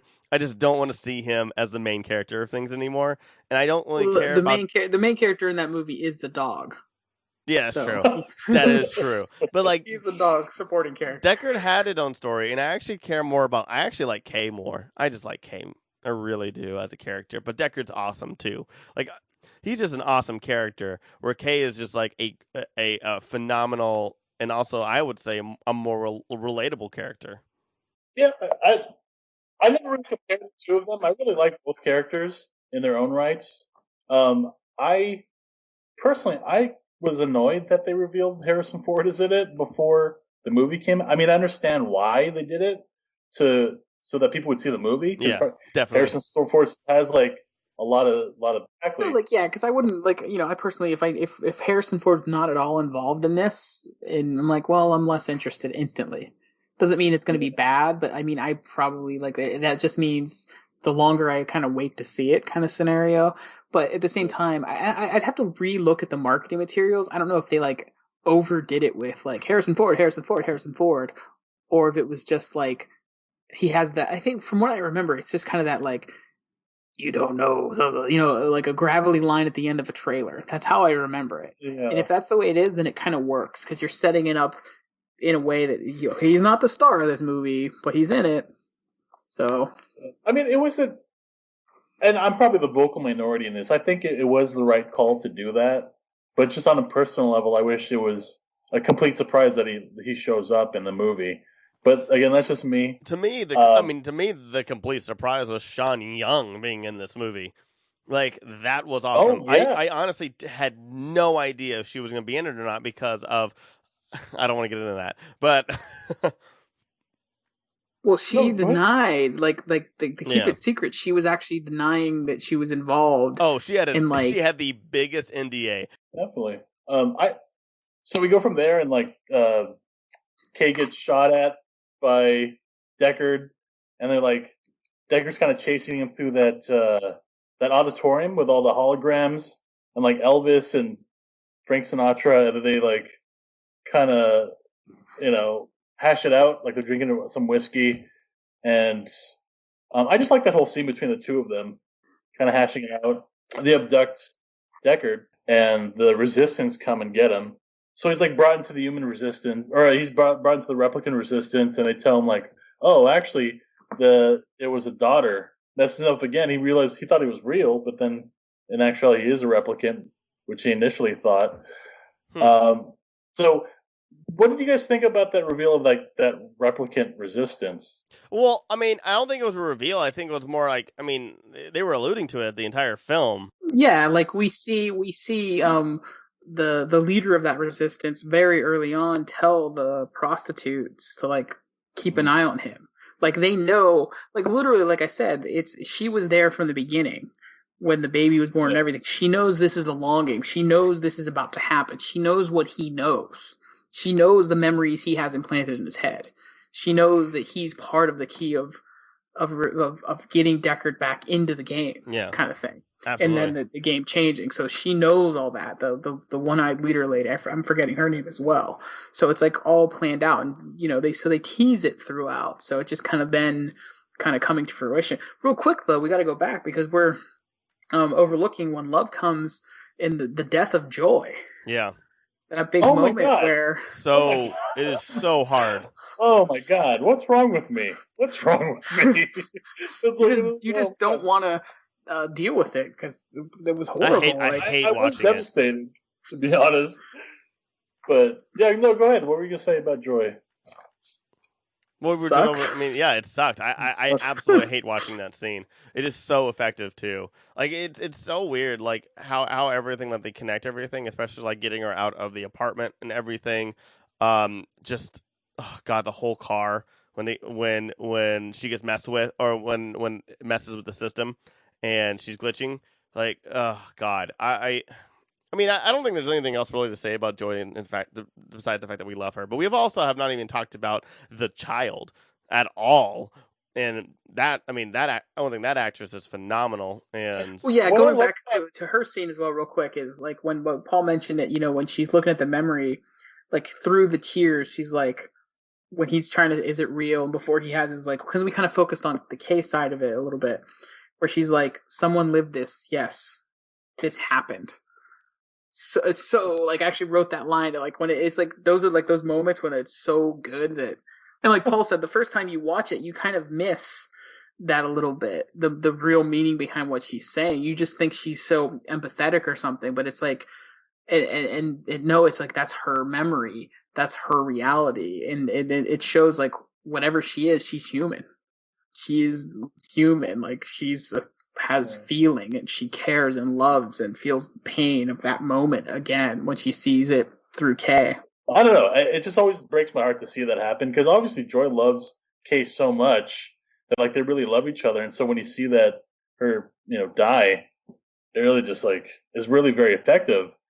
And that's what I think is really interesting about this movie, is you really get connected to like basically what's a hologram, and you feel the same emotions that Kay does, and the same attachment that he does with this hologram. And you're right, the replicant, the resistance is kind of teased throughout the movie, and I feel it's a natural evolution of kind of the elements of what was happening in Blade Runner, where replicants were escaping the off-world, and slowly this movement grew over time to create this like replicant resistance, this underground resistance that was able to hide because of that blackout. I honestly thought there was going to be like an epic battle at the end with like thousands of replicants, because every movie was doing that. Alice in Wonderland, Matrix does it, Rise of Skywalker does it. Like every movie, whenever they introduce like a whole group of people, they always have like some epic battle. Like Aquaman does it, epic battle, and it's like so obnoxious. And I love the fact that this movie I don't think it's obnoxious. I think it's, that's what it's about. But Aquaman doesn't do it. One thing is Blade Runner. I think if they did it, then it would have completely undid the rest of the film, because that's not what it's about. Oh, I think so too. Like it's kind of like the iRobot thing, where I love. Like I love like the end of iRobot. There's a lot of action and stuff like that, but it has nothing to do with that. Just like this movie has nothing to do with the replicants. This is only about finding this daughter, finding these clues, and about his job, which is just like Blade Runner. It is just about his job, nothing else about replicants, nothing about humans, nothing else. He just needs to get Roy Batty and the other ones. This one, they need to find the end of the rope of all these clues in this whole entire thing. So I think the interesting thing though with the moment where he meets the rebel army, whatever, is the fact that it's really about him realizing he's not that special. He's just a part of the plan. He's just a soldier, and he has a role to play, but he's not the hero of the story. And I think that's almost like like a twist in a way that's really powerful, where he's just his role, and by the end of the movie he'll play his role out, and that's his role in this thing, and he accepts that. Well, it's like he realizes that he's just a soldier in this army, that he's not the main focus of the story, that he's one of many, basically, is what you were trying to say. Yeah, thanks. Yeah. Like he learns he just has a role to play, as opposed to he is the hero of that story. And it's almost like, really, that's like the twist for the movie itself, is the hero is this character we have barely touched on and barely seen. And I think it's a powerful thing. Like, he has no investment in Deckard, but he chooses to save him, and he chooses to reunite Deckard with his daughter, and he really has no emotional stakes in that. But I love the fact that he's a replicant that makes that choice. He makes a very human, and he makes the right choice when kind of everything is stacked against him, and he really is not going to gain anything by doing that, and in many ways sacrifice his life to make that happen. I want to point out, at the same time as it's happening, they tell him that he needs to kill Deckard, because Deckard could possibly lead Wallace to the Resistance. And so in the meantime, and I really like that Wallace is as God metaphor, and in a way it's almost like he's also like the God and the devil, because he's tempting Deckard with Rachel, like with a reborn Rachel that he made, and the very thing that he loves and lost 30 years ago, and he's tempting him with Rachel so that he could find out where the Resistance is. I personally love that CGI Rachel. I think it's the best CGI character probably ever made to that point. Like, as far as the bringing somebody like Tarkin, Princess Leia, and stuff like that, it is absolutely flawless, and it's basically just reutilizing what the intimate scene as well. Unlike the other ones were just mocap, but just people in place.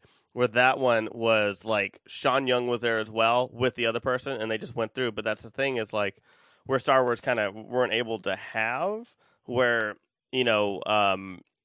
where Carrie Fisher had passed, and so was, why am I forgetting the actor's name for Tarkin? Oh my God, what? Peter Cushing. Thank you.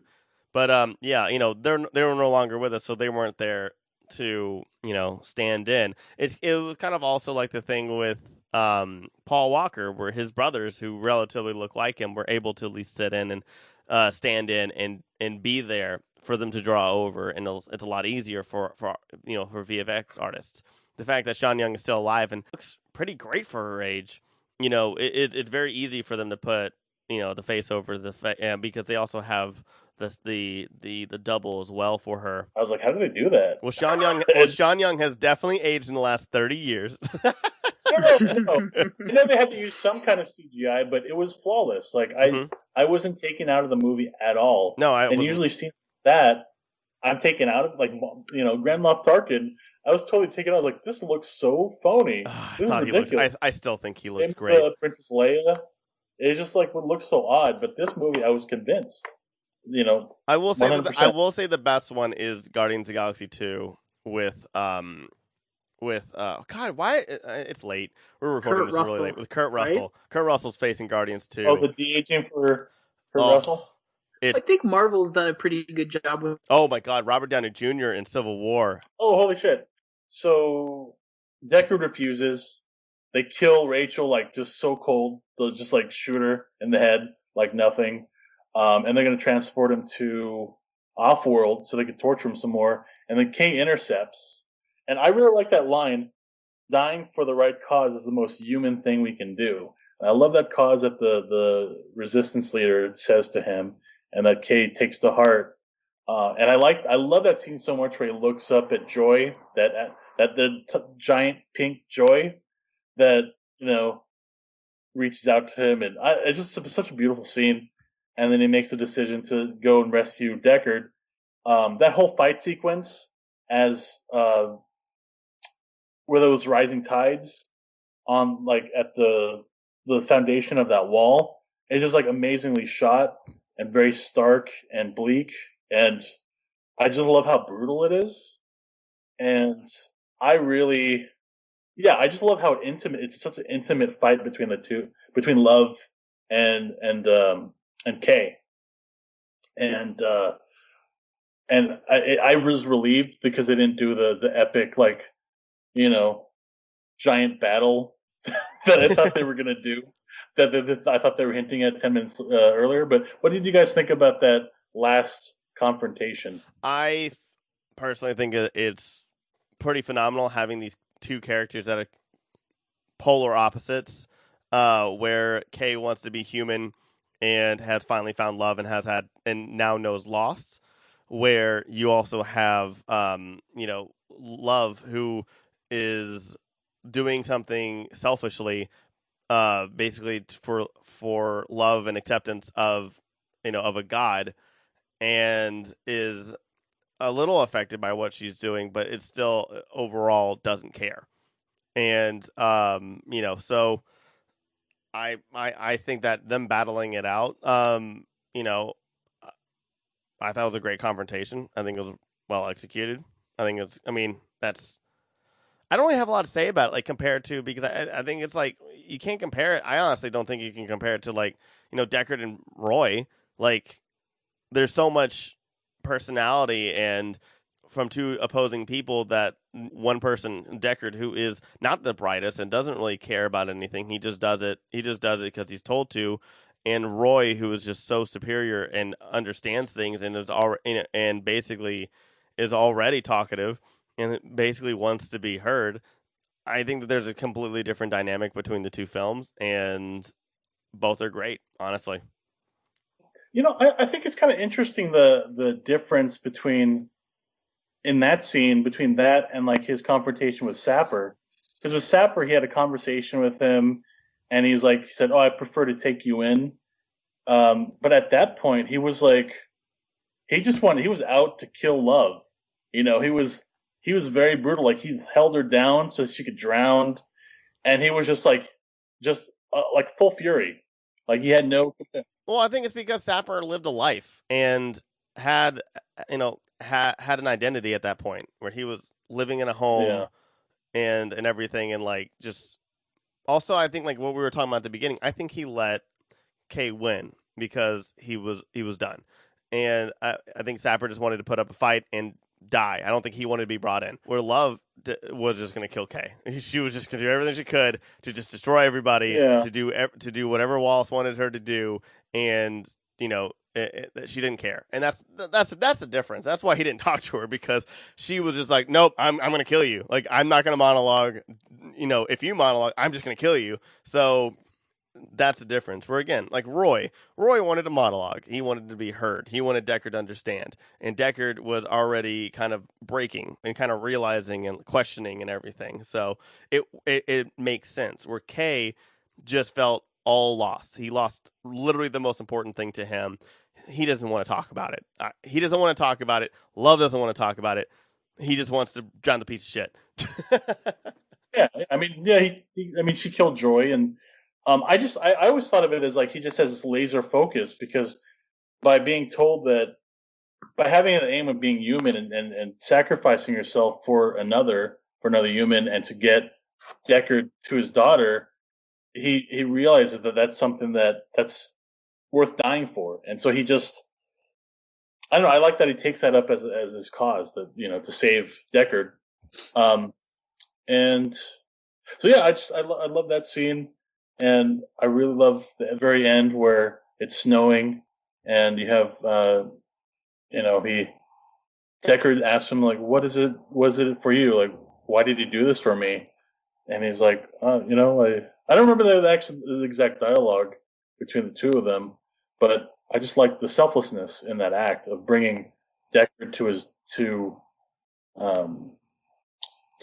his daughter, which turned out to be Dr. Anna Stelline. And you see Anna Stelline, and there's snow, and she's noting how beautiful it is, and they have this beautiful moment, and Kay's out in the snow, and he's just laying down on the steps, and he slowly dies. And it's the same music from when, in the first film when Roy passed away as well. So they brought back that cue of the Tears in the Rain music. Yeah. Oh, wow. Yeah. Wow. That's really cool. I don't know if it's the exact music or if it's just, the Hans Zimmer redo of it, but it was, it was like that same theme. I mean, it wasn't only just Hans Zimmer. I mean, they also had, the other guy that helped him, Benjamin Wallfish, the guy, that guy's done everything. Let me bring it up. Shazam! He recently, the guy has done a crap ton of work. He's one of Hans Zimmer's kind of his crew, one of his guys. So Moon, love Moon. He has several people that So I love this movie, and I think it's one of the rare films that it's a great sequel. I think you could debate that it's a better movie than the original. I think I like it more than the original as well. I personally really respect that it didn't fall into so many traps, that it didn't fall into the let's have a crazy battle at the end trap.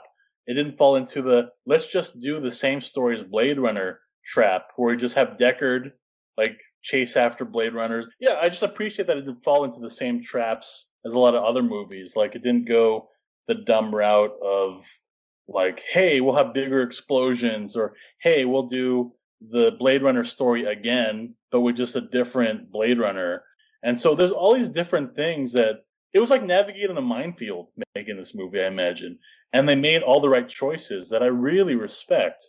And so to me, I feel that this movie is, I don't know, it's kind of a rare sequel that is a great sequel to in the first, number one, a great sequel. Number two, you could argue that it's a better sequel than the original.